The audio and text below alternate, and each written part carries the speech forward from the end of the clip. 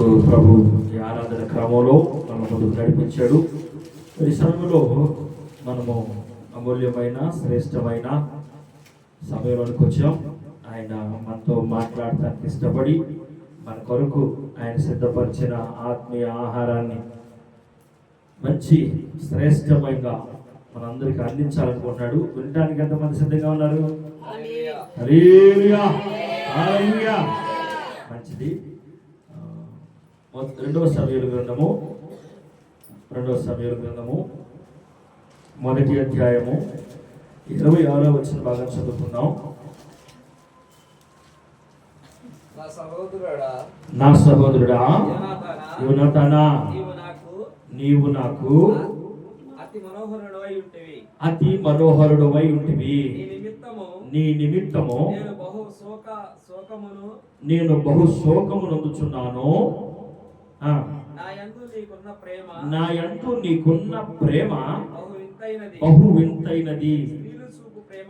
స్త్రీలు చూపు ప్రేమ కంటేను అది అధికమైనది. చిన్న ప్రార్థన చేసుకుందాం. పరిశుద్ధుడైన తండ్రి, ప్రేమ కలిగిన యేసయ్యా, నీ వందనాలయ్యా. ఆయన తండ్రి పునరుద్ధాన దినాన అల్పులమైన మమ్మల్ని మీరు జ్ఞాపకం చేసుకొని మా ఎడల నీకున్న ఉన్నతమైన మనోహరమైన వాత్సల్యతను బట్టి ప్రభువా,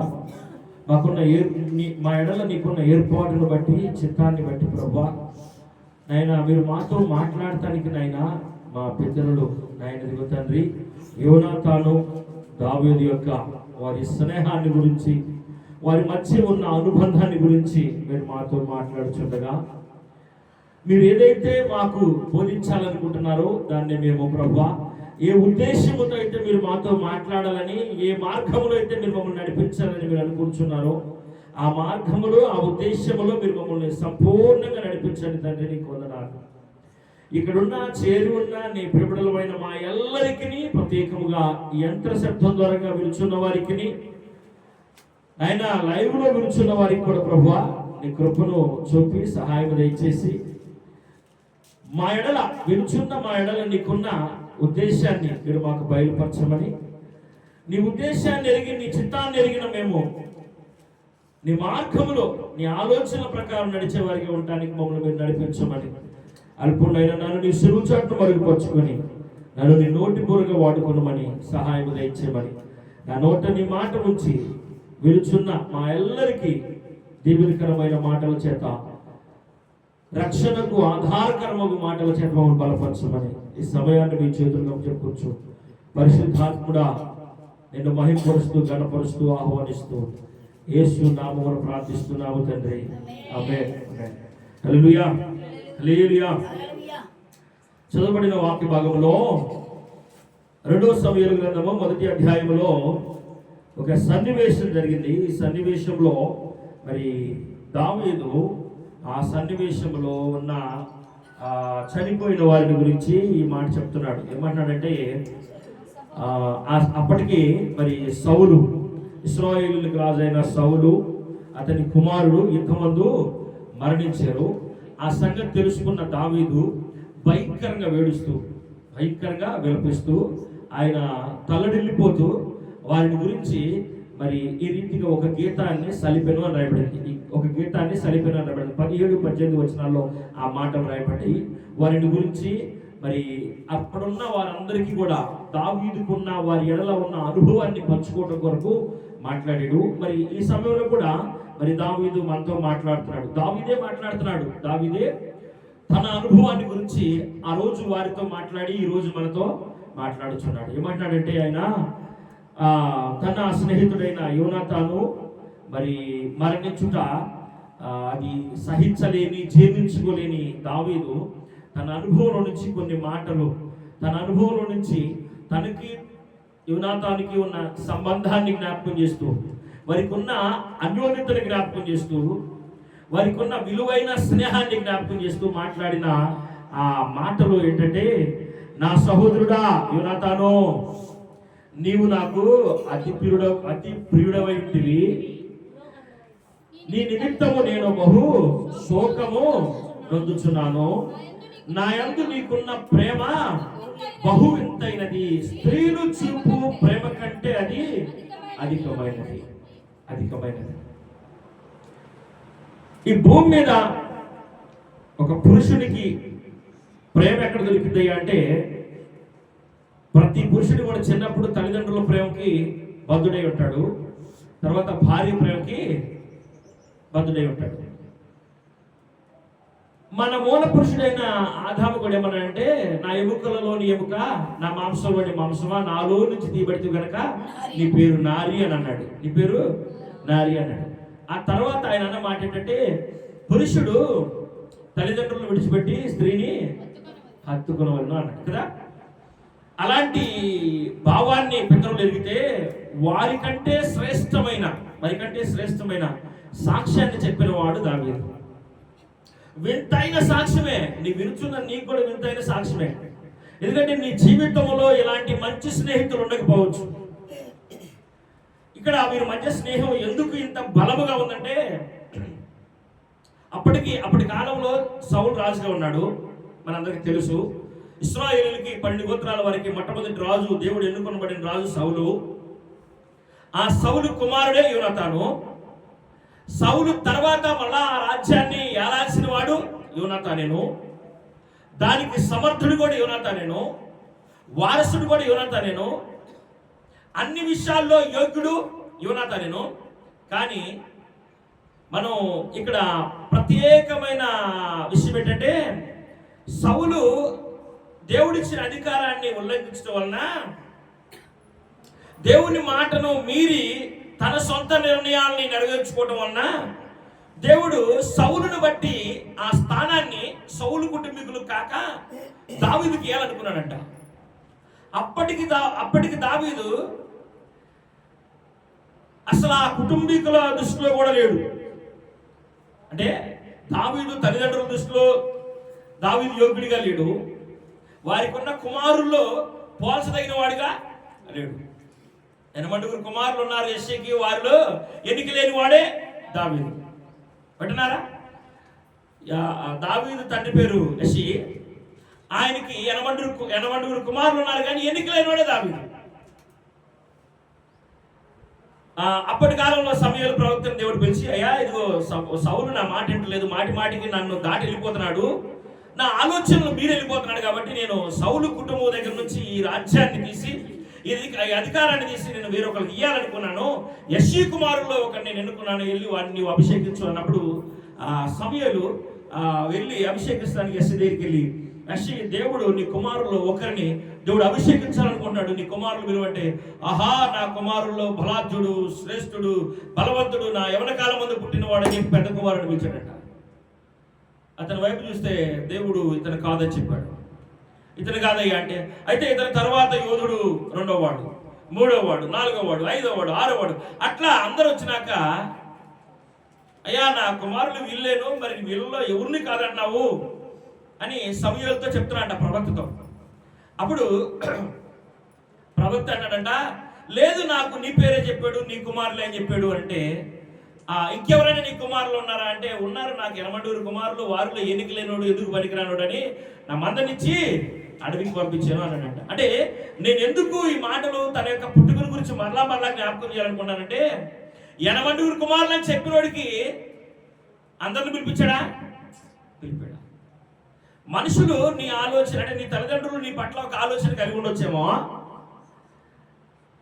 వారు నీవు ఇంతవరకే ఉంటావేమోనని ఆశించవచ్చేమో, ఇంతకు మించి నువ్వు యోగ్యుడు కాదని నీ గురించి అనుకోవచ్చేమో, కానీ నిన్ను నిర్మించిన యేసయ్య మాత్రం నీ పట్ల ఒక ప్రత్యేకమైన ప్రణాళిక కలిగి ఉన్నాడు.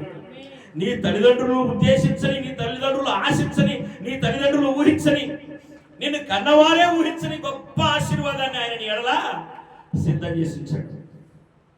అందుకని ఆ ఎన్నిక లేని వాడని పడుతున్న అతను పిలపండి, అతను వస్తుంటేనే దేవుని ఆత్మ బలంగా వచ్చిందంట సమూయేలు మీదకి. నూనె పోసి అభిషేకించినాక వారి జీవితంలో జరిగిన అనేకమైన ఆ సన్నివేశాల్లో అదంతా కూడా మనకు తెలుసు. దావీదు రాజు అవటం తెలుసు, అవునా, ఇదంతా తెలుసు. కానీ మనం వాటిల్లో శ్రేష్టమైన నిర్ణయాలు, తన జీవితంలో తీసుకున్న నిర్ణయాలను మనం జ్ఞాపకం చేసుకోవాలా. దావీదు అభిషేకించబడిన తర్వాత యుద్ధరంగమందు ఉన్న ఆ ఇశ్రాయేలు దగ్గరికి జున్ను ముక్కలు ఇవ్వడానికి, ఆహారం ఇవ్వడానికి క్యారేజీని మోసుకెళ్ళినాడు దావీదు. మోసుకెళ్ళి ఆ సభలో ఉన్న, ఆ యుద్ధ రంగంలో ఉన్న వారి శత్రువులు అవుతున్న గొలియాతు ఏమన్నాడు? ఫిలిష్తీయులైన గొలియాతు ఇశ్రాయేలీలందరూ దూషిస్తున్నాడు, వారి దేవుణ్ణి కూడా దూషిస్తున్నాడు. ఆ సమయంలో అభిషేకించబడ్డాడు కదా, అప్పుడు అంటున్నాడు, ఎన్నిక లేని ఫిలిష్తీయుడు, సున్నత లేని ఫిలిష్తీయుడు, వీడు మనల్ని మన దేవుణ్ణి తృణీకరిస్తున్నట్టు, వాడిని నేను నేల కనిపిస్తాను, మట్టి కనిపిస్తాను, వాడి మాంసాన్ని ఆకాశ పక్షులకి, భూజంతువులకి ఆహారం వేస్తానని పెద్ద పెద్ద మాటలు మాట్లాడుతుంటే అది ఆ నోట ఆ సౌలు దగ్గరికి వెళ్ళింది. నేను ఎందుకు ఈ మాట చెప్తున్నా అంటే, సౌలు చేతిలో నుంచి అధికారం దావీదు చేతిలోకి రావడానికి ఒక చిన్న కారణం మీరు గమనించాలి. యుద్ధం చేయాల్సిన సౌలు దాక్కున్నాడు. అంటే సౌలు అతని యొక్క శత్రువు యొక్క దేహాన్ని, శత్రువు యొక్క స్థాయిని నేను అధిగమించాలని అనుకుంటున్నాడు. కానీ నేటి వరకు అతనికి తోడై ఉండి అనేకమైన ఆపదల్లో కాపాడిన ఆ దేవుణ్ణి మాత్రం మర్చిపోయాడు. ఇక దేవుని బలం నాకు లేదనుకున్నాడో ఏమో, దేవుడు నాతో రాడనుకున్నాడో ఏమో, దాక్కున్నాడు. కానీ చిన్నప్పటి నుంచే దావీదుకు ఒక స్నేహితుడు ఉన్నాడంట, ఆయనే యేసయ్య. చెప్తున్నాడు, నేను వాడిని చంపేస్తానంటే.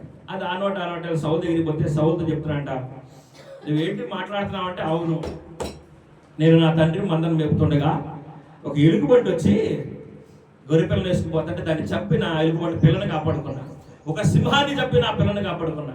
సింహం చేతిలో నుంచి, ఎలుగుబంటి చేతిలో నుంచి కాపాడిన దేవుడు వాడి చేతిలో నుంచి నన్ను కాపాడతాడు. ఈ మాట అంటే నిర్ణయాలు ఉంటే మన జీవితంలో నిర్ణయాలు చాలా ప్రాముఖ్యమైనవి. నీ విశ్వాసాన్ని కరుపరిచేవే. మన ఎదుటిన్న పరిస్థితులను చూసి మనం ఏం చేస్తామంటే అదిరిపోయి బెదిరిపోయి మన జీవితాలకి ఇంతేనేమో అనుకుంటాం. ఇంతే తల్లిదండ్రులు అయిన వాళ్ళు మనం కూడా మన పిల్లల పట్ల వారి వైఖరి చూసి ఇంతేనేమో నా పిల్లల భవిష్యత్తు, నా పిల్లల భవిష్యత్తు అనుకుంటాం. లేదు, వారు విధేయులై ఉంటే వారి పట్ల గొప్ప ప్రణాళిక కలిగి ఉన్నాడు యేసయ్య. వారు దేవుని స్నేహాన్ని కలిగి ఉంటే ఏంటట, అక్కడ యెష్షీకి 8 మంది కుమారులు ఉన్నారు, కానీ దేవునితో స్నేహం చేసింది మాత్రం దావీదే. చప్పట్లు దినంబర్చాలి. హల్లెలూయా, హల్లెలూయా. యెష్షీకి 8 మంది పిల్లలు ఉన్నా కానీ వారి దేవునితో సహవాసం చేసిన ఎవరు? దావీదే. ఇక్కడ నీవు ఎవరితో స్నేహం చేస్తున్నావు, నీకు స్నేహితుడిగా ఉన్నవారు ఎవరు? మన మూల వాక్యంలో దావీదే ఒక స్నేహితుడిని కలిగి ఉన్నాడంట. భౌతికంగా దేవునితో స్నేహం చేస్తూ భౌతికంగా కూడా ఒక స్నేహితుడిని కలిగి ఉన్నాడు. ఆ స్నేహితుడు ఎలాంటి వాడంట? అక్కడ రాయబడింది. ఆ స్నేహితుని గురించి దావీదు ఏం చెప్తానంటే, నా స్నేహితుడా, నా సహోదరుడా యోనాతాను, నిన్ను గురించి నేను బహుశోకం కలిగి ఉన్నాను. నీ మరణాన్ని గురించి నేను బహుశోకం కలిగి ఉన్నాను. నేను నిన్ను విడిచిపెట్టి ఉండలేకపోతాను. వారి మధ్య ఉన్న అనుబంధాన్ని చెప్తూ ఏం చెప్తానంటే, నా ఎడల నీకున్న ప్రేమ వింతైనది. ఆ ప్రేమ స్త్రీలు చూపించే ప్రేమ కంటే కూడా బలమైనది, అధికమైనది, బలమైనది. భూమి మీద దేవుడు భూస్త్రీ లాంటి కూడా సృష్టించినట్లుగా బైబిల్ గ్రంథంలో ఒక ఉన్నతమైన బలార్జును సృష్టించాడు. ఎవరు చెప్పండి? సాంసోను. అలాంటి సాంసోను బలము ఒక స్త్రీ దగ్గర ఓడిపోలేదా? అలాంటిది దావీదు ఏం చెప్తారంటే, స్త్రీలు కలిగి ఉన్న బలము కంటే కూడా అధికమైన ప్రేమ కలిగి ఉన్నాం ఆయన. స్త్రీలు చూపించే ప్రేమ కంటే అధికమైన ప్రేమ. దేవుని ప్రేమ ఎలా ఉంటుందంటే ఉన్నతమైనదిగా ఉంటుంది.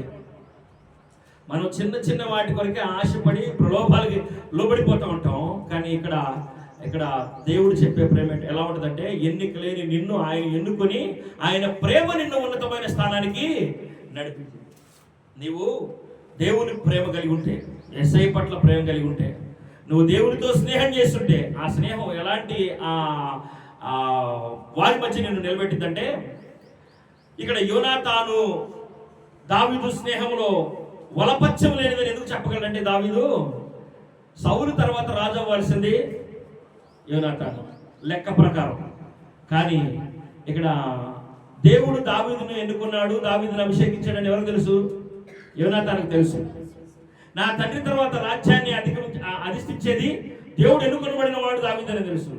నాకు అడ్డమని తెలుసు, నాకు విరోధం తెలుసు, ఇతనుంటే నాకు కష్టమని తెలుసు. అవకాశాలు ఉన్నాయి, చేతికి మట్టి అంటుకోకుండా తండ్రే చంపుతాను అన్నాడు. కానీ వారి మధ్య ఉన్న స్నేహం ఆ పదవి కంటే దేవుని చిత్తమే గొప్పది కదా. ఇలాంటి స్నేహాలు కలిగి ఉన్నారు మీరు మీ జీవితంలో. ఇప్పటికి ఎంతోమంది స్నేహితులు వచ్చి పోయి ఉండొచ్చు.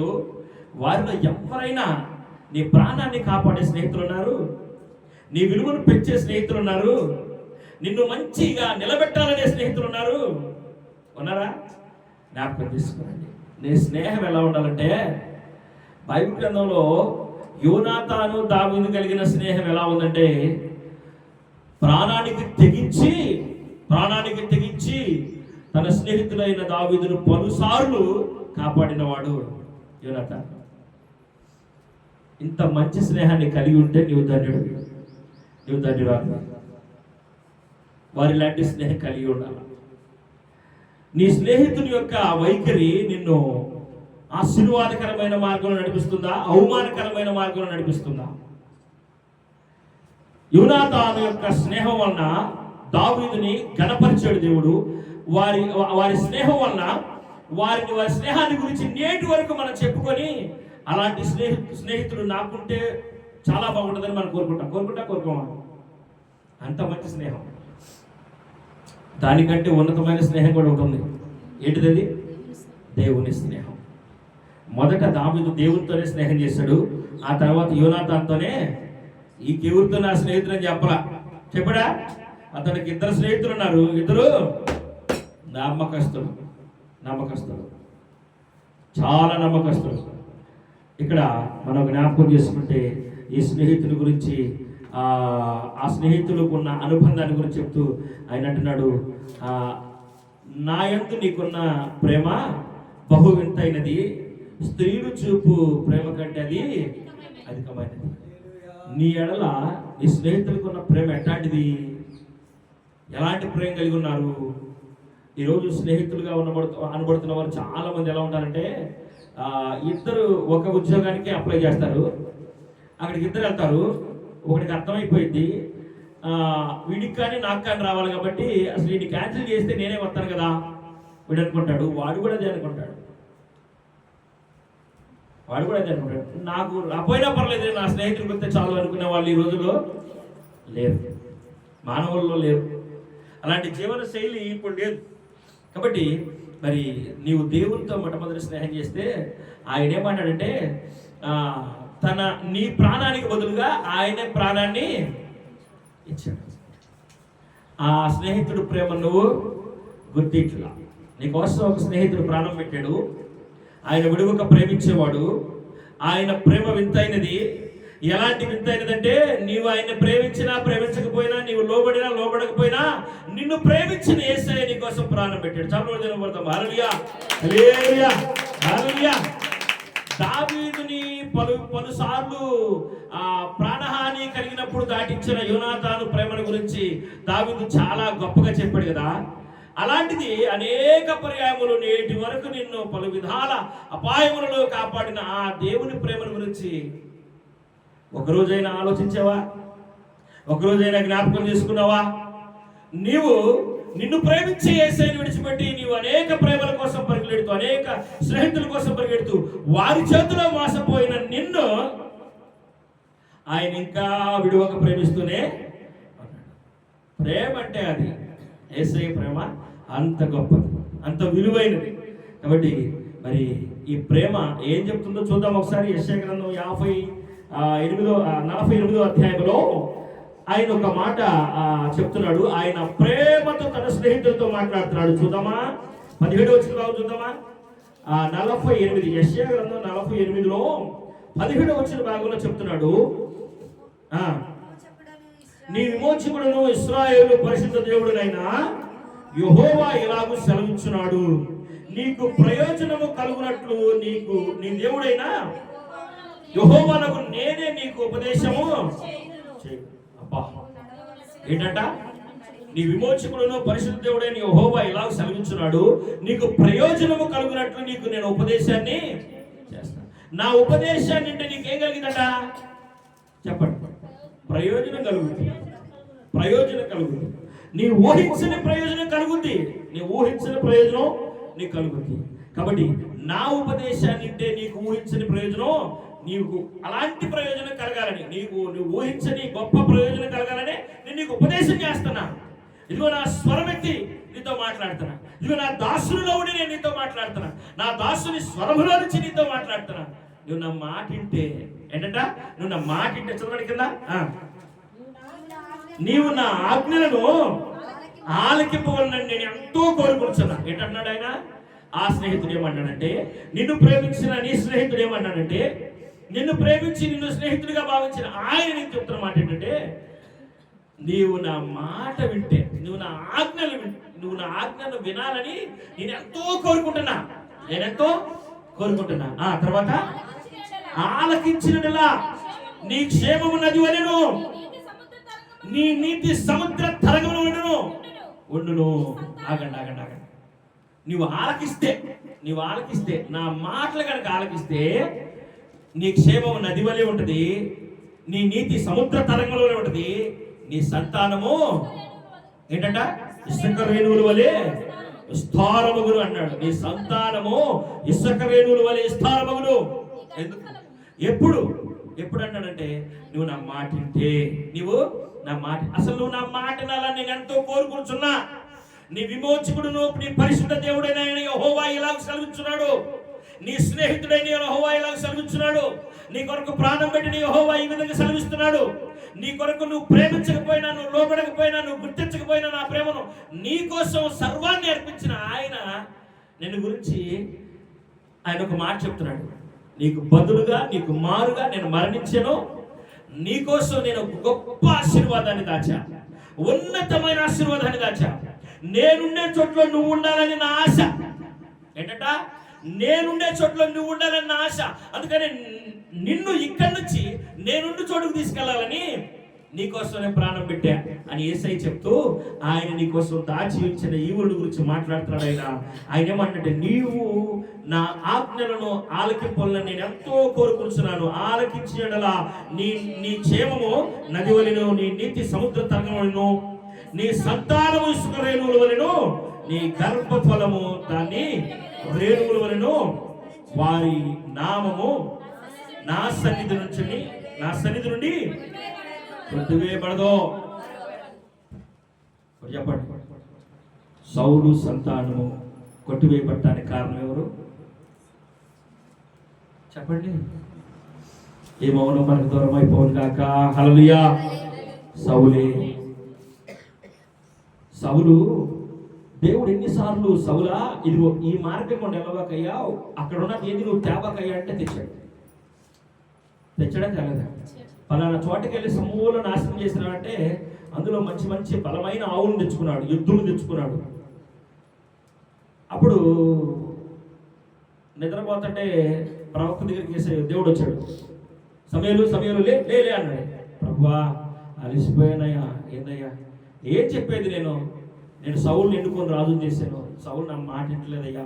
ప్రభువా ఏం చేశాడయ్యా? క్షమించయ్యా అతన్ని.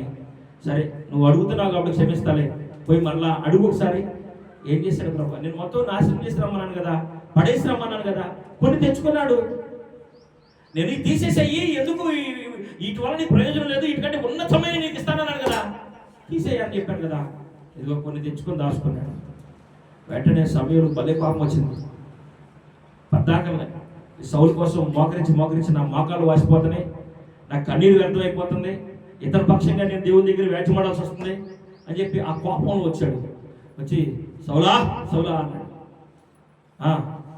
అయ్యారు అంటూ ప్రవక్త గారిని ఆహ్వానించాడు. ఏంటి దేవుడు చెప్పిందంతా చేసావా? చేశా, మొత్తం చేశా. మొత్తం పారేసావా? మొత్తం పారేసా. మొత్తం తగలబెట్టావా? మొత్తం తగలబెట్టేశా. ఏమన్నా తీసుకొచ్చావా? నేనేం తీసుకురాలా. ఇటు నుంచి కిటికీలో నుంచి అంబో అని అడుగుతున్నాయి అంట. అరుపులేంటి? మరి యెహోవాకు బలర్పిద్దామని ఆ ప్రాంతంలో ఉన్నాయి, బాగా బలంగా బలిష్టంగా ఉన్నాయి, వాటిని బలర్పించడానికి. అసలు అవి హేయమైనవి, వాటిని పారేయమంటే వాటిని తీసుకొచ్చి దేవుడికి ఇస్తానంటావంటే ఏం మనిషివయ్యా నీవు, ఎన్నిసార్లు చెప్పాలి నీకు అని గద్దించాడంట. గద్దిస్తుంటే అధికారం అయిపోయాడు కదా, అర్థమవుతుందా? అధికారం అయిపోయాడు కదా, కోపం వచ్చేస్తుందంట. ఏంద్రా నువ్వు పద్దాక నలుగురుతావు, నా ఇష్టాన్ని ఒకటన్నా నెరవేర్చవే, నా ఇష్టానికి వచ్చినట్టు అంటే నాకు ఏది ఇష్టం అది ఒకసారి చెప్పవే, నాకు ఇష్టం తెచ్చుకున్నాను అనుకో, దేవుడే ఓర్చుకురాదు అంటే దేవుడు ఈయనతో మాట్లాడతలేదు కదా. ఇప్పుడు దేవుడు డైరెక్ట్గా ఈయనతో మాట్లాడితే కోపం ఎట్టుందో తెలిసేది. దేవుడు వెళ్ళి సమయాలతో మాట్లాడతాడు, సమయాలు నేను అభిషేకించిన సౌలు విధంగా చేస్తున్నాడు అంటే, అయ్యా అయ్యా ఈ ఒక్కసారి క్షమించాయి, ఈ ఒక్కసారి క్షమించాయి, నేను అడుగుతున్నాను నా బాధలు దేవుని బాధలు నీకేం తెలుసునని ఈ సమయాలు వచ్చి సౌలుతో చెప్తుంటే సౌలు మనసులో కోపం తెచ్చుకున్నా అంట, ఊకరం తెచ్చుకున్నా అంట. సరేలే ఎందుకులే తలంచుకొని గద్దించి మార్చుకురా బాబా నేర్పడి. అంటే ఎందుకు నేను ఈ మధ్యాహ్న సమయంలో చెప్తున్నా అంటే సౌలు కుటుంబం, సౌలు సంతతి వారు ఆ స్థలం నుంచి ఆ నిబంధన నుంచి కొట్టివేయబట్టారు. ఇక్కడ మనం చదువుకున్న అధ్యాయం ఏముందంటే ఇక్కడ చూడండి 10వ వచనం చదవండి. నీ సంతానము ఇశ్రాయేలును విస్తారమగును, నీ గర్భఫలము దాని రేణువుల వలె విస్తరించును, వారి నామము నా సన్నిధి నుంచి కొట్టివేయ మరువబడదు. చూసారా? కానీ ఇంకొక తండ్రిని మీకు చెప్తా నేను, ఆయన పేరే దావీదు. ఆయనంట అలా ఉన్నాడా? ఒక్కవేళ పలుమార్లు సమయాలు బతికినంతకాలం సౌలు కోసం ఏడుస్తూ ప్రలాపిస్తూ బుద్ధి చెప్తూనే ఉన్నాడు. కానీ ఈ దావీదు జీవితంలో కూడా ఆనాటి ప్రవక్తలు వచ్చి దావీదును కూడా హెచ్చరించిన దినాలు ఉన్నాయి. కానీ ఏం చేశాడు దావీదు? వెంటనే ఏంటి దావీదు నువ్వు చేసిన పని అంటే, గుడ్డలు దించుకొని ప్రభువా నీకు ఏమైన పని నేను చేశానా, నన్ను క్షమించయ్యా, నా కళ్ళు మూసుకుపోయినాయ్యా, ప్రలాపించాడు, గుండెలో రోధించాడు, బట్టలు పెట్టుకున్నాడు. 35వ వచనం చెప్తున్నాడు, అయా నా అతిక్రమములు దాచుకొనక నీ ఎదురు నేను ఒప్పుకున్నాను. అయా నా అతిక్రమలు, అయా నా మిథులేని క్రియ, నా అతిక్రమాలని నీ సన్నిధిలో నేను కప్పుకొనక నీ ఎదుట నేను ఒప్పుకున్నానయ్యా, నన్ను క్షమించయ్యా, నీకు ఏమైన పని చేశాను. సౌలు అలా అనగలిగాడా? అనలే. మీకు సౌలు జీవితంలో మీరు చదవండి, ఆయన చెప్పుని గడియ వరకు వచ్చినా కూడా ఒకసారి ఫిలిష్తీయులు అంటే ఆ మరణమయ్యారనే చదువుకున్న మొదటి అధ్యాయం చదువుకున్నాం కదా, ఆ ఒక దినాన్ని మరణమయ్యారు. ఆ ముందుకు అధ్యాయంలో మొదటి సమూయేలు గ్రంథం చివరి అధ్యాయం రాయబడిన మాట ఏంటంటే, ఆ 27వ అధ్యాయంలో రాయబడిన మాట ఏంటంటే, ఫిలిష్తీయులు యుద్ధానికి వచ్చారు, అప్పటికే సమూయేలు చనిపోయాడు. దేవుడు యుద్ధానికి అలా చెప్పడానికి దేవుడు సౌలుతో మాట్లాడతాడు. అంతకుముందే సౌలుకి దేవునికి వెడబాటు వచ్చేసింది. ఇప్పుడు ఏం చేయాలి? సమూయేలు ఏం చెప్పాడు? అయ్యా నేను ఆయన నీతో మాట్లాడకపోవడానికి నీ ఆలోచన ఆయనకి అనుకూలంగా లేవు అని చెప్పాడు కదా. సరే ఆయన చనిపోయినాకైనా కానీ ప్రభు మొట్టమొదటి నా ఆలోచనలు సరిచేయి, నన్ను క్షమించు, దావీదు చేసినట్టు ప్రార్థన చేస్తే ఒకవేళ ఆ సంతానం కొట్టివేయబడుకోకుండా ఉండేదేమో. కర్ణపించాడి దగ్గరికి వెళ్ళాడు. తెలుసుగా మీకు ఇదంతా? కర్ణపించాడి దగ్గరికి వెళ్ళి యుద్ధానికి వెళ్ళబోవాలని కర్ణపించాల్సిన అడిగాడు. అంటే చచ్చిపోయిన వాళ్ళ ఆత్మలు తీసుకొస్తారంటారు కదా, టెంకింగ్ అనుకుంటారు సోదరుడు, వాళ్ళ దగ్గరికి పోయాడు. అంటే ఎందుకు నేను ఈ మధ్యాహ్న సమయంలో దేవుడు మనతో ఈ మాట చెప్తున్నా అంటే, తల్లిదండ్రులుగా ఉన్న ఇద్దరిని పరిచయం చేస్తూ వారిద్దరి యొక్క ఆలోచనలు మనకి జ్ఞాపకం చేస్తున్నాడు. ఒకరు అవిధేయతను సరి చేసుకోలేకపోయాడు. కాబట్టి ఈ మధ్యాహ్న సమయంలో పారేయమన్నది ఏం చేయాలి మనం? చెప్పండి పారేయాలి. అయ్యా ఇల్లు శుభ్రం కూర్చానయ్యా, ఏం చేశానంటే తొందరగా గొడవాలని ఏ మూల కసు ఆ మూలకి 4 మూలకు నెట్టేశానయ్యా. అరే కసు ఇంట్లోనే ఉందా లేదా? కూర్చున్నాక ఏం చేయాలా? ఇప్పుడు ఇంట్లో ఉన్న పాస్ అంత కసువే కదా అనేది, దాన్ని మనం ఊడ్చేసాము, ఏం చేస్తాం? తీసి డస్ట్బిన్ వేస్తాం, అది తీసుకెళ్ళి బయట పారేస్తాం. అలా కాకుండా 4 మూలకు రోజు ఊడుస్తూనే ఉన్నాం అనుకో, మూలలో నిండుతూ ఉంటాయి. మూలలో నిండి ఇల్లు అంతా ఏం చేస్తాయి? ఆక్రమించేస్తాయి. ఊడుస్తున్నానే అనుకుంటావు కానీ పారవేసే స్వభావం మన దగ్గర లేదు. కానీ ఈ మధ్యాహ్న సమయంలో ఈ స్నేహితుడు, విడువక ప్రేమించే స్నేహితుడు నీతో చెప్తున్న మాట ఏంటంటే, దావీదు దగ్గర ఓడమన్నది ఊడ్చిపడేసే స్నేహం, ఊడ్చిపడేసే మంచి లక్షణం ఉంది. అర్థమవుతా? ఎందుకు దావీదు సంతానాన్ని ఆయన సన్నిధి నుంచి కొట్టివేయబడలేదంటే, దావీదుకి ఏది దేవునికి ఇష్టం లేదో దాన్ని ఊడ్చిపారేసే గుణం ఉంది. సౌలుకి ఓడవడం తెలుసు కానీ పారేయటం తెలియదా. కనుక ఈ మధ్యాహ్న సమయంలో దేవునితో మాట్లాడుతున్నాడు. ఆయన నిన్ను ప్రేమించాడు. ఆ ప్రేమ ఎలాంటిదంటే దావీదు చెప్తున్నాడు కదా, యోనాతాను గురించి చెప్తున్నాడు. యోనాతానా, నా సహోదరుడా, నా ఎడల నీకున్న ప్రేమ బహు వింతైనది. వింతైనది అంటే ఏంటి తెలుసా? ఇద్దరు ఒకరినొకరు ప్రేమించుకుంటే ప్రేమికులు అంటారు. ఒకరు ప్రేమించకపోయినా మరొకరు ప్రేమిస్తున్నారంటే అది వింతైన ప్రేమ. ఒకళ్ళు ఎదుటి వారిని మాటలు వినకపోయినా కానీ ప్రేమిస్తున్నారంటే అది వింతైన ప్రేమ. వింతైన ప్రేమ మన భాషలో ఏమంటారంటే వన్ సైడ్ లవ్ అంటారు కదా, అలాంటి ప్రేమ. నీ ఎడల ప్రేమ కలిగిన ఆ స్నేహితుడు, నీ ఎడల వాత్సల్యం కలిగిన ఆ స్నేహితుడు, ఆయన నిన్ను విడువక ప్రేమించే ఆ స్నేహితుడు నీతో చెప్పుచున్న మాట ఏంటంటే, నీ విమోచకుడును ఇశ్రాయేలు పరిశుద్ధ దేవుడైన యెహోవా ఇలాగూ సెలవిచ్చున్నాడు, నీకు ప్రయోజనము కలుగునట్లు నీకు ఉపదేశం నేను చేస్తా. యెహోవానైన నేను నీకు ఉపదేశము చేస్తా. నీవు నడవలసిన త్రోవ నిన్ను నడిపిస్తాను. నీవు నా ఆజ్ఞను వినాలని నేను ఎంతో నా కోరికది. నువ్వు నా ఆజ్ఞను వినాలని నాకు కోరిక, అంతేగాని నువ్వేదో తెచ్చి నాకు సమర్పించాలని కాదు నా కోరిక. ఈరోజు మనోళ్ళు ఒకడు, నా స్నేహితులు ఒకరు గొడవలేదు, వెంటికి ఇచ్చాడు. అది ఆయన కోరుకోవట్లా కదా, ఆయన ఆజ్ఞలు వినాలని మాత్రం ఆయన కోరుకున్నాడు. ఆజ్ఞలు వింటే జరిగిందంటే అక్కడ ఏమన్నాడు చదవండి. నీవు నా ఆజ్ఞలను ఆలకించేయడలా నీ క్షేమము నది వలెను, నీ నీటి సముద్ర తరగతి వలెను, నీ సంతానము ఇసుక రేణువుల వలెను, నీ గర్భఫలము దాని రేణువుల వలెను విస్తరించును. వారి నామము నా సన్నిధి నుంచి కొట్టివేయబడజాలదు, మరువబడదు. అయితే ఇంకొక మాట కూడా చెప్తున్నాడు. ఏంటి తెలుసా? చూడండి, ఇక్కడ 21వ వచనం చదువుదామా? ఎడారి స్థలములలో ఆయన వారిని నడిపించెను, వారు తప్పికొనలేదు. చాలు ఈ మాట చెప్పండి. ఎడారి స్థలములో వాళ్ళు నడుస్తున్నారు, వారికి ఏం కలగలేదంట? తప్పికలగల.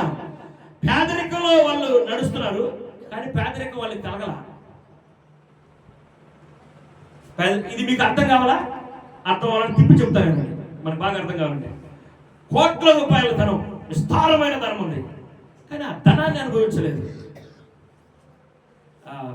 మన అంబానీ గారికి ఒక కొడుకు ఉన్నాడంట. కొడుకు పేరేది ముఖేష్ అంబానీ, ఏదో మరి తెలియదు. అతనికి కొడుకు పెళ్లి చేశారు. మన భారతదేశంలో ఎవరు కూడా అంత పెద్దగా పెళ్లి చేసుకున్నారు, అంత ఖర్చు పెట్టారు. మంచి ధనవంతుడు. కానీ అతను తనకు కలిగి ఉన్న ఆస్తిలో ఏది అనుభవించలేడు. నీవు తిన్నంత ఆహారం, 3 పూట్ల ఆహారం అతను తినలేడు. నీవు ఎండలో తిరిగినట్లుగా అతను తిరగలేడు. నీవు ఐసు తిన్నట్లుగా అతను ఐస్ ఎంత, ఐస్ కథ ఎంత చెప్పాలా? మన పిల్లలకి మనం కొనిపించే ఐసు అలా తినగలడా? తినలేడు. ఆయాసం. అతను ఏది కూడా అనుభవించలేడు. అంటే ఉదాహరణ చెప్తున్నా, అంటే తనకున్న సమృద్ధిని తను అనుభవించలేడు. దేవుడు నీకేం చెప్తానంటే, నువ్వు నా మాట వింటే పేదరికంలో ఉన్నట్టుగా నువ్వు ఉంటావు, కానీ ఆ పేదరికాన్ని నువ్వు అనుభవించావు. చెప్పడం హల్లెలూయా, హల్లెలూయా.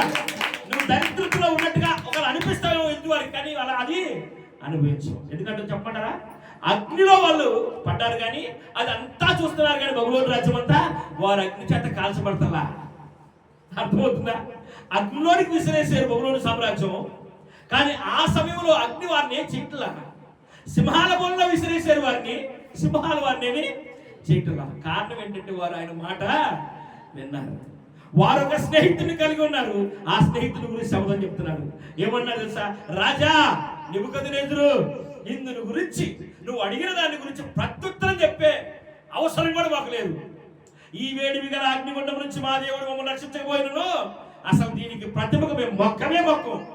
మా దేవుడు వద్దన్నది మేము చెయ్యం. పారేయమంటే పారేసాం అంతే, ఎప్పుడో పారేసాం. ఇప్పుడు దాన్ని తెచ్చింట పెట్టుకోమంటాం ఏంటి? వినపడతా మీకు? ఎప్పుడో మేము విగ్రహాలను వదిలేసాం. పసితనంలోనే ఈ దేశానికి మేము దాసులుగా వచ్చినప్పుడే మీకు చెప్పాం, అయ్యా ఇదిగో మీరు బలులు అర్పించిన ఆహారం మేము తినం. ఏంటంట? మేము తినం.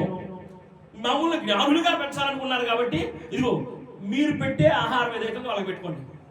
మేము అడిగిన ఆహారం మాకు ఏమి, వారికి మాకు ఏదైనా వ్యత్యాసం ఎదుగుదలలో కానీ ఆలోచన విధానంలో కానీ ఉంటే మీరు చెప్పినట్టు మేము వింటాం. కొన్ని రోజులు మమ్మల్ని పరీక్షించండి. ఆ వయసులోనే మేము నెగ్గిన వాళ్ళం అయితే ఈ వయసుకు వచ్చినాక మమ్మల్ని మొక్కమంటావేంటి? అసలు మేమెందుకు సమాధానం చెప్తామన్నారంట. చెప్పలు కూడా జన్మవుతామా? హల్లెలూయా, హల్లెలూయా. నీ స్నేహితులు కదా వాళ్ళు. అలాంటి స్నేహితులతో నువ్వు స్నేహం చేయట్లేదే. అలాంటి స్నేహితులు నిన్ను పిలుస్తున్నారే, నువ్వు నా స్నేహితుడు అని చెప్తున్నారే కదా, నా స్నేహితురాలు అని చెప్తున్నారే. అలాంటి మంచి స్నేహితులను విడిచిపెట్టి పడిపోయిన వాళ్ళకి జ్ఞాపకం చేసుకుంటావే. చెప్పాలా, నాకంటే వాళ్ళకంటే నేను బెటరు, వీళ్ళకంటే నేను బెటరు. పడిపోయిన వాళ్ళతో మనకెందుకు చెప్పాలా. ఒకడంట 5 కిలోమీటర్లు పరిగెడితే మంచి ఉద్యోగం వచ్చింది. ఒకడు కిలోమీటర్ దాటినాక పడిపోయాడంట. కొంతమంది కిలోమీటర్ దాటిన వాళ్ళు అనుకున్నారంట, నేను కిలోమీటర్ దాటాను కానీ నా వెనక వాళ్ళు కొంతమంది పడిపోయారు అనుకుంటాడంట. ఇంకొంతమంది 2 కిలోమీటర్లు దాటినాక పడిపోయారంట. ఈ 2 కిలోమీటర్లు దాటిన వాళ్ళు అనుకున్నారంట, నాకంటే వెనక వాళ్ళు కొంతమంది పడిపోయారు అనుకున్నారంట. ఇలా 3 కిలోమీటర్లు 4 కిలోమీటర్లు దాటినాక ఆడదాకా వచ్చి ఒకడు అనుకున్నాడంట, ఆగిపోయి వాళ్ళకంటే నేను ఎక్కువ పరిగెత్తాగా అనుకున్నాడంట. ఏంటంట, వాళ్ళకంటే అందరికంటే నేను ఎక్కువే పరిగెత్తా అన్నాడంట. ఒకడంట అసలు వెనకున్న వాళ్ళు నేను చూస్తలేదంట, నేను పరిగెత్తాల్సిన గమ్యస్థానం వాళ్ళని పరిగెత్తాడంట. ఎవరు గెలుస్తారు? ముందు చూసిన వాళ్ళు పరిగెడతారు, గెలవగలరు. వెనక చూస్తే ఉద్యోగాలు సంపాదించగలరా? కాబట్టి ఈ ఉదయకాల సమయంలో ప్రభు నేను ప్రేమించేసే చక్కని మాట చెప్తున్నాడు. నేను పరిగెత్తించేవాడిని నేను, పరముకు చేర్చేవాడిని నేను. చెప్పండి, హానోకు ఆయనతో నడుస్తూ ఎక్కడికి వెళ్ళాడట? పరముకి వెళ్ళాడట. అందుకని నిన్ను నడిపించేవాడిని నేను, నీవు నడవలసిన త్రోవలు నీకు బోధించేవాడిని నేను. నా మాట వినినీడలా నీ క్షేమం నదివలే ఉంటుందయ్యా, నీ క్షేమం నదివలే ఉంటుందమ్మా. నీ సంతానం ఇసుకరేణులోనే ఉంటారు, వారు సముద్ర తరంగంలోనే ఉంటారు. ఆహా, ఎంత ఆశీర్వాదం, ఎంత నెమ్మది. వారు ఎడారిలో ఉంటారు కానీ తప్పికొనరు. ఆయన బండను చీల్చి ప్రవాహ జలములను ఆ ఎడారిని కూడా సస్యశ్యామలుగా చేయగలిగిన వాడిని దేవుడు. కాబట్టి ఇంతగా ప్రేమించిన యేసయ్య ఈ మధ్యాహ్న సమయంలో చెప్తున్నాడు, ఇన్ని సంవత్సరాల నుంచి ఇంతకాలం నుంచి నేను ప్రేమిస్తున్నా కదా, ఇదిగో నిన్ను ప్రేమించిన నేను ఇదిగో ఇన్ని కార్యాలు చేశాను. ఇంకా నీవు ఊహించలేని, వినటానికి సమయం బట్టి అన్ని కార్యాలు నేను చేశాను. కొన్ని మాత్రమే చెప్తున్నా. ఇన్ని చేస్తే నువ్వు నన్ను ప్రేమించవా? నాతో స్నేహం చేయవా? చెప్పండి, స్నేహం చేయవా? దావీదు నన్ను స్నేహించాడు, నాతో స్నేహం చేశాడు. దావీదు ఏమనుకున్నాడంటే, చూద్దామా, దావీదు అక్కడ రాజ్యాన్ని కోరుకున్నాడా? కోరుకోలే. దావీదు కూతుర్ని కోరుకున్నాడా? కోరుకోలే. మొదట కోరుకోలే. తర్వాత నా కూతురు నుంచి నీకు పెళ్లి చేయాలంటే శత్రువుల యొక్క ముందోళ్ళు 200 ముందోళ్ళు వాళ్ళని చంప తీసుకురామంటే రెండోసారి అయితే చేశాడు ఆ పని. మొదటిసారి అయితే దేవుని మహిమపరచడానికే చేశాడు. కాబట్టి నేను మనం జ్ఞాపకం చేసుకోవాలా, దేవుడు నీతో ఈ మధ్యాహ్న సమయంలో చెప్తున్నాడు. ఒక్క మాట చదివించిన వాక్యాన్ని ముగిస్తాను, చాలా సమయం అయినట్టుంది. చూద్దామా, 2వ సమూయేలు గ్రంథంలోనికి వద్దామా? 2వ అధ్యాయంలోకి వద్దామా? 2వ అధ్యాయంలోనికి వద్దామండి. ఇదంతా జరిగిన తర్వాత 4 వచనాలు చదువుతారా? లేదు, 1 వచనం చదువుతామా? 4 వచనం చదువుతామా? లేదు, మొదటి వచనం చదవండి, బాగా అర్థమవుతుంది. ఇదంతా జరిగిన తర్వాత అంటే యోనాతాను గురించి, సౌలుని గురించి ఆయన ప్రలపించి అక్కడ ప్రజలందరికీ చెప్పిన తర్వాత, తన భావాన్ని వ్యక్తపరిచిన తర్వాత, యూదా పట్టణంలోనికి నేను పోవుదునా అని దావీదు యెహోవా యొద్ద విచారణ చేయగా పోవచ్చునని యెహోవా అతనికి సెలవిచ్చెను. మరలా నేను పోవలసిన స్థలం ఏదని దావీదు మనవి చేయగా హెబ్రోనుకు పొమ్మని ఆయన సెలవిచ్చెను. ఆగండి. ఇక్కడ సౌలు కుమారులు చనిపోయారు, ఎంత అయిపోయిందా? ఇప్పుడు నాకు అక్కడ శత్రువులు ఎవరు లేరు కాబట్టి మనం అక్కడ పొమ్మంటావా లేదా అని, యూదా ప్రాంతానికి వెళ్ళమంటావా ప్రభు అని దేవుడు అడిగాడు. ఇల్లయ్యా అన్నాడు. ఇల్లయ్యా అన్నావు కానీ ఆ ప్రాంతంలో ఏ స్థలంలో నేను ఉండాలని అడిగాడు. మళ్ళా హెబ్రోనుకి వెళ్ళమని అడిగాడు. హెబ్రోనుకి వెళ్తే దావీదు హెబ్రోనుకి వెళ్తే తర్వాత చదవండి 4వ వచనం. అంతటా యూదా వారు అక్కడికి వచ్చి యూదా వారి మీద రాజుగా దావీదునకు పట్టాభిషేకం చేశారు. ఇక్కడ ఒక ప్రశ్న రావచ్చు, యూదా వారు రావటం ఏంటయ్యా? 12 గోత్రాల వారు కదా, ఒక గోత్రం వారు రావటం ఏంటి పెట్టన్నారా? ఒక గోత్రం వారు రావటం ఏంటి? ఇక్కడ ఒక గోత్రం వారు మొట్టమొదట యూదా వారు దావీదును రాజుగా మొట్టమొదటి పట్టాభిషేకం చేశారు. 12 గోత్రాల్లో ఒక గోత్రమే దావీదు దగ్గరికి వచ్చింది. దావీదేవి నేను రాజుగా ఉంటాను నేను అల్లా అన్నాడా? అయ్యా నన్ను ఎడకెళ్ళమంటావంటే నువ్వు పలానా చోటుకి వెళ్ళు, నువ్వు వెళ్ళు, నీకు కావాల్సినదే వచ్చింది అక్కడికి. మొదట నా నీతి రాజ్యాన్ని వెతకండి, అవన్నీ కూడా మీకు వస్తే అనలేదా? ఇప్పుడు కొత్త నిబంధనలో చెప్పిన మాట అది పాత నిబంధనలో నెరవేర్పుగా మన వారికి దేవుడు అనుగ్రహించిన జీవన శైలి, ఆ విధానాన్ని మనం జ్ఞాపకం చేసుకుంటే, అయ్యా నన్ను ఎక్కడికి వెళ్ళమంటా? యూదాకి వెళ్ళమంటావా? ఆ ఇల్లు. అయ్యా యూదాలో ఎక్కడ ఉండమంట? హెబ్రోనికి వెళ్ళి ఉండయ్యా, హెబ్రోనికి వెళ్ళి ఉండమంటావా? సరే హెబ్రోనికి వెళ్ళి ఉంటే యూదా వారు వచ్చి ఆ గోత్రం వారి మీద పట్టాభిషేకం, రాజుగా ఉండమని పట్టాభిషేకం చేస్తారు. ఐదో అధ్యాయంలో పోతామా? 5వ అధ్యాయంలో రెండు ఒకసారి 5వ అధ్యాయం మొదటి వచనం చూద్దాం. ఇశ్రాయేలు వారి సకల గోత్రముల వారు హెబ్రోనులో దావీదునొద్దకు వచ్చి, చిత్తగించుము, మేము నీ ఎముక నంటిన వారము, రక్త సంబంధులము. పూర్వకాలమున సౌలు మా మీద రాజయుండగా నీవు ఇశ్రాయేలులను నడిపించువాడవై ఉంటివి. అక్కడ ఇక్కడ ఒక మాట మీరు దాటి వెళ్ళిపోయారు, మీకు అర్థమైందో లేదో. పూర్వకాలము మా మీద రాజుగా సౌలు ఉన్నాడు, అయినా కానీ మమ్మల్ని నడిపించింది ఎవరు?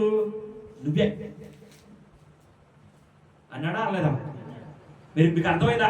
ఆ పదాన్ని దాటి వెళ్ళిపోకూడదు. అంటే రాజుగా ఉన్నప్పుడే దావీదు వారిని నడిపించాడు. సౌలు దాక్కుంటే దావీదు వారిని నడిపించాడు. దావీదు వలన వారికి విజయం సంభవించింది. అందుకని వాళ్ళు ఏమంటారంటే, సకల గోత్రముల వారు వచ్చి, నువ్వు మా మీద రాజుగా ఉండవా, నువ్వు మా ఎముక నెట్టిన వాడవి, నువ్వు మా రక్త సంబంధివి, దేవుడు నిన్ను ఎన్నుకున్నాడు, మా మీద రాజుగా నిన్ను అభిషేకించమని మాకు చెప్పాడు. కాబట్టి నువ్వు సమ్మతిస్తే, నువ్వు ఇష్టపడితే, దేవుడు మాతో చెప్పిన మాట నేను చెప్తున్నావు, మా మీద రాజుగా ఉండవా? చెప్పండి. మీ మీద రాజుగా ఉంటాను నేను దావీదు అడిగాడా? అడగలా. ప్రభు నన్ను ఎక్కడికి వెళ్ళమంటావు అని అడిగాడు, నన్ను ఏం చేయమంటావు అని అడిగాడు. నేను చెప్పినట్టు నువ్వు వినరా బాబు అని దేవుడు చెప్పాడు.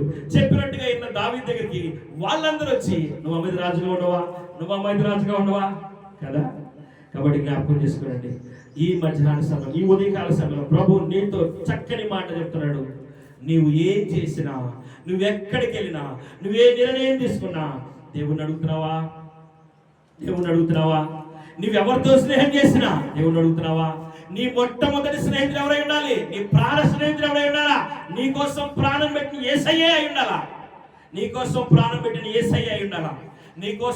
పెట్టిన యేసయ్య చెప్తున్నాడు, నేనుండు స్థలములో నీ ఉండులాగున నీ కొరకు స్థలాన్ని సిద్ధపరుస్తున్నా. నువ్వు నా మాట వింటావా? నువ్వు నా మాట వింటే నీకు ప్రయోజనం కలిగింది. నువ్వు నడవలసిన మార్గాన్ని నేను చెప్తా.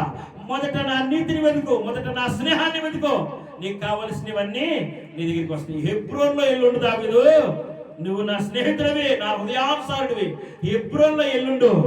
హెబ్రోన్లో ఎల్లుంటే ఇశ్రాయేలీయులు 12 గోత్రాల వారిని దగ్గరికి వస్తారు.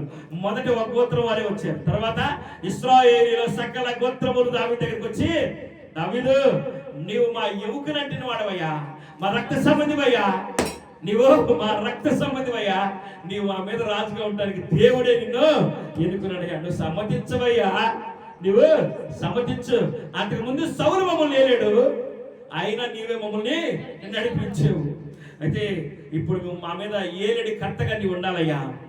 అందుకనే రాజుల చరిత్రలో, బైబిల్ గ్రంథంలో దావీదు చర్యంతటిలో దావీదు నడిచినట్లుగా ఎవరు నడిచారో వారు కృప పొందారు అని రాయబడింది. కొంతమంది గురించి రాయబడిన మాట ఏంటంటే, ప్రతి రాజుల గురించి, యూదా రాజు అయినా, ఇశ్రాయేల్ రాజు అయినా, 12 గోత్రాల వారిలో చీలిన వారైనా కానీ వారి గురించి రాయబడిన, దావీదు నడిచినట్లుగా యెహోవా యందు యథార్థంగా నడుచుకోలేదు, లేదా దావీదు నడిచినట్లుగా యథార్థంగా నడుచుకునేను.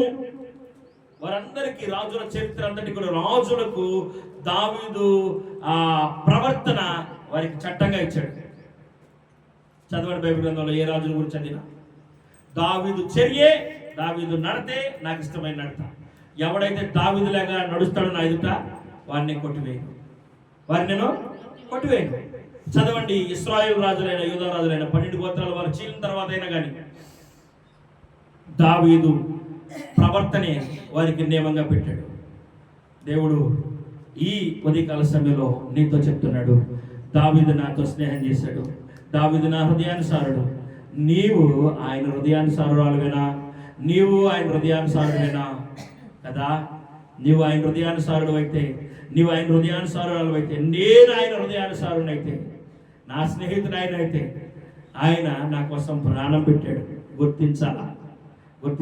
ప్రాణం పెట్టినోడు ఆయన ఉండే చోట్ల మనం ఉండాలని ఆశిస్తున్నాడు.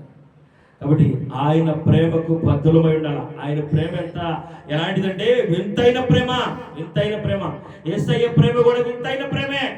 సౌలు కుమారుడు యోనాతాను గురించి దావీదు చెప్తూ, నా ఎడల నీకున్న ప్రేమ వింతైనది. ఎందుకు వింతైందంటే, నీకు రావలసిన ఆ స్థానాన్ని దేవుడు నాకు ఇచ్చినా కూడా దానికి అంగీకరించావు. అది వింతైన ప్రేమ. నాకు అడ్డు ఎందుకురా బాబా తొలగించుకున్నాడా? అది అందుకని ఆ ప్రేమలో స్వార్థం లేదు, ఆ స్నేహంలో స్వార్థం లేదు. ఈరోజు స్నేహితులు అంటే ఎట్లుంటారంటే, స్నేహితుడైనా కానీ ముందు వాడిని తొక్కి నేను పైకెక్కే అవకాశం ఉంటే వాడి మీద తొక్కి పైకెక్కే జనం ఇప్పుడు నమ్మకంగా ఇళ్లలోకి వచ్చి, స్నేహంగా ఇళ్లలోకి వచ్చి కుటుంబాలు పాడు చేసే స్నేహితులు ఎక్కువ. కుటుంబాలు ధ్వంసమయ్యే స్నేహితులు ఎక్కువ, ధ్వంసాలు చేసే స్నేహితులు ఎక్కువ. కాబట్టి మనం ఎవరితో అయినా స్నేహం చేస్తే, ఈ స్నేహితుడు ఎలాంటి వాడు, ఈ స్నేహితుని వల్ల మనకు మేలేంటి, వీడి ప్రవర్తన ఏంటి, వీడి వైఖరి ఏంటి, వీడు ఎలాంటి వాడు, వీడు పూర్వం ఎలాంటి వాడు, వీడి గతంలో స్నేహం చేసిన వారి కుటుంబాలు ఎలా ఉన్నాయి, వారు ఎలా ఉన్నారు, జ్ఞాపకం చేసుకో. మనుషులను నమ్ముట కంటే యెహోవాను ఆశ్రయించుట మేలు, ఉత్తమం. నువ్వు స్నేహం చేయాల్సింది మనుషుల గురించి కాదు, మనుషుల మీద కాదు. నా ప్రాణ ఏంటి? నీ ప్రాణ స్నేహితుడు. నీ ప్రాణ స్నేహితుల వల్ల నీకు అవమానమే.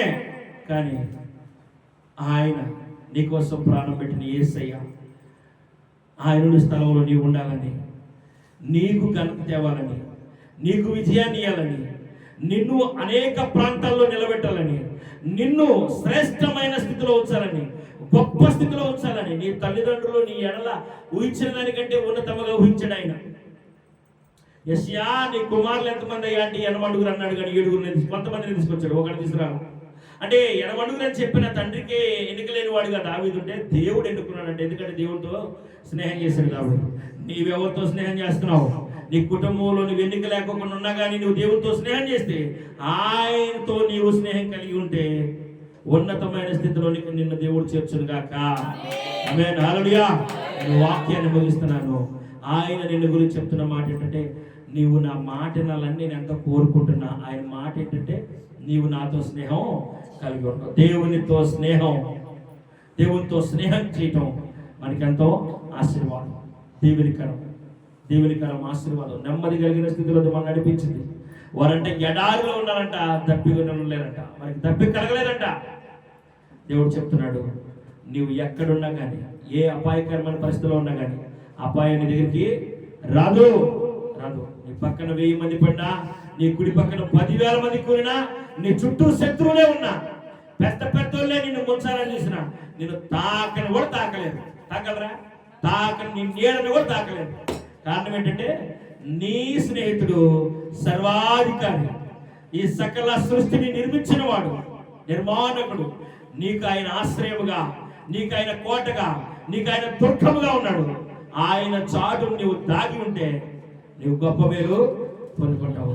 కనుక ఈ మధ్యాహ్న సమయంలో నీ స్నేహితుడు ఎవరో నువ్వు గుర్తుపెట్టుకోడు. ఎప్పటి వరకు నీ స్నేహితుడైనా నిన్ను ప్రేమించి నీ స్నేహం కోసం ఎదురు చూసి ఆయన నువ్వు స్నేహించకపోతే, ఇప్పుడైనా అయ్యా తీసేసుకోయ్యా, ఇదిగో నాకు నీకు నేను కనపడకపోవటానికి ఇదిగో ఇది నీకు అడ్డంగా తీసేసుకో కదా. ఆ స్నేహాన్ని గుర్తుపట్టకపోవటానికి ఏదైనా నీకు అడ్డంగా తీసేయి. సౌలుతో చెప్పాడు, సౌలా ఇదిగో నేను నిన్ను ఎన్నుకున్నా, కానీ నీవు నన్ను ప్రేమిస్తలా. జ్ఞాపకం చేసుకుందాం. సౌలు లేకుందామా, దావీదు లేకుందామా? చెప్పాలి, దావీదులాగా ఉందాం. మన సంతానం ఆయన సన్నిధి నుంచి కొట్టివేయబడకోకుండా గాక. ఇసుక రేణువుల వలె మన సంతానాన్ని ఆశీర్వదించును గాక. సముద్ర రేణువుల వలె, దాని రేణువుల వలె దేవుడు ఆశీర్వదించును గాక. ఆమేన్. తల వంచని ప్రార్థన చేసుకుందాం. నా మంచి స్నేహితుడా, నాతో నువ్వు మాట్లాడినందుకు నీకు వందనాలయ్యా. నా మంచి స్నేహితుడా, నాతో నువ్వు మాట్లాడినందుకు వందనాలయ్యా. కొద్ది నిమిషాలు ప్రార్థన చేద్దాం.